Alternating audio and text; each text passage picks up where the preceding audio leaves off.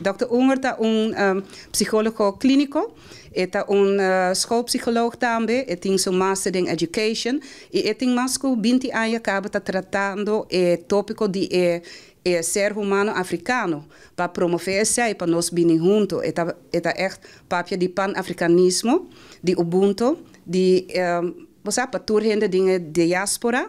Aqui também no Caribe para nós vir juntos, para nos ajudar nos mesmos. E tem diferentes maneiras como podemos fazer e é parte mais importante para nos zorgar para nós mesmos estar dono de nos mesmos lugar.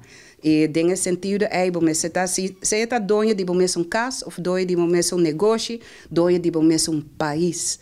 Tudo isso é coisa que é papel over die e nós aí é muito interessante. Sempre ora é worden entrevistado do The Breakfast Club New York.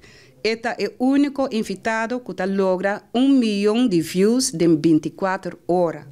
Nem qualquer estrela de cinema de Los Angeles, nenhum de nada logra isso, mas é sim, sobre o qual está papel over die, está afeta assim a gente, está toca o coração de gente, e assim a mim também há essa DJ.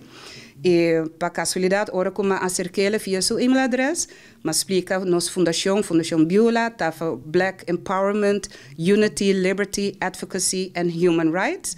Dus zij tá letter nang de Beulah, pero também tá em nome de minha mama, minha defunta mama. E minha mama estava de juffrouw de escola, a mim tá juffrouw de escola e me tá seguir com a luta com minha mama começar com para educar gente.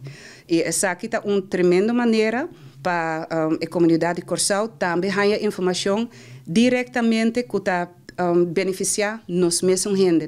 Sobre a natureza, ora nós há informação é na nosso bem-estar. Tem certa coisa que não está worden bisa, caminha com depois, ora outro governo está assim, então nós sabemos há essa kiko tá kiko.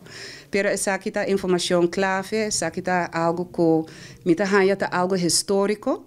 Sobre esta roupa importante para nós vir juntos e papel de três tópicos que nós vai papel de mínimo, nós lo papel de mais, decolonização, reparação e pan-africanismo. E ora que você atende com a vista a visão de pan-africanismo, e ora outro ponto de reparação, de decolonização, também está começar a make sense.